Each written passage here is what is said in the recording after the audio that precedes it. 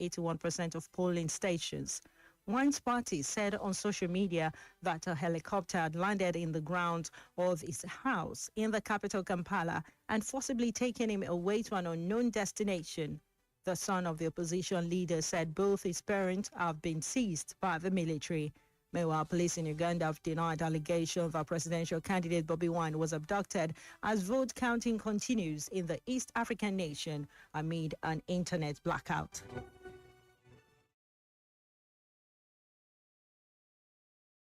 Still on the foreign scene, the White House released the names of some of the leaders who will play a part in overseeing the next steps in Gaza after the Palestinian committee set to govern the enclave under the U.S. supervision met for the first time in Cairo. The committee's leader, Ali Safa, an engineer and former Palestinian Authority official from Gaza, pledged to get to work quickly to improve living conditions for the territory's 2.1 million population.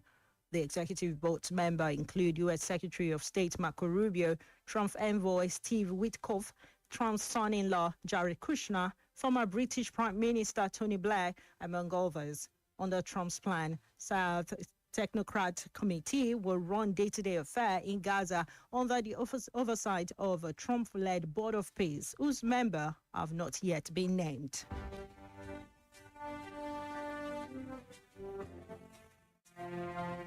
That into foreign news, and up next is at Sport News. Diamond FM Sports News.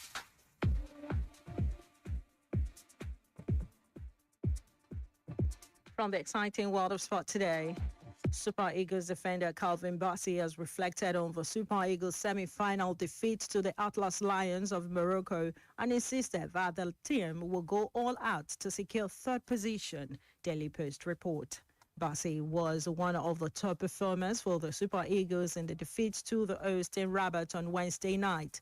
Reacting to Nigeria's failure to reach the final of the AFCON, Bassey expressed pride with the team's performance. The 26-year-old also insisted that the Super Eagles will fight to win the third-place match against Egypt. The Super Eagles will face the Pharaohs of Egypt today in the third-place match at the Mohammed of Fifth Sports Complex, Casablanca.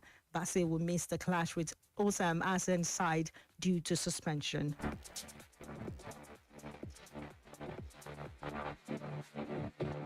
And that's it from the exciting world of sport.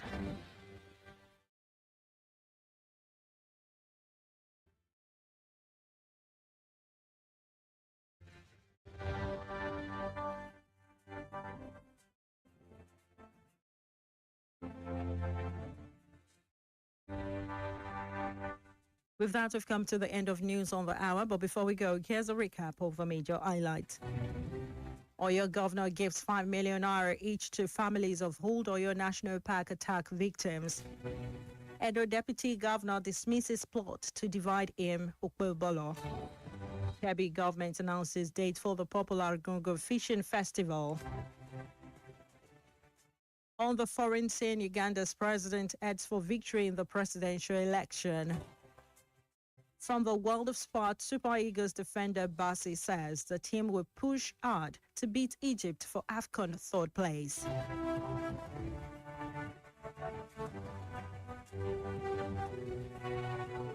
For today in history, did you know that on this day in 1983, President Shehu Shagari ordered the mass deportation of illegal immigrants, later referred to as Ghana Must Go? Now you know. For information about happenings around you, kindly contact Diamond FM newsroom number on 091-6062-7526. One more time, 091-6062-7526. The news of the hour was edited by Abiodun Akinwumi, and my name is Omonke.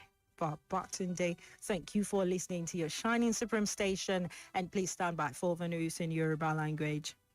Good afternoon.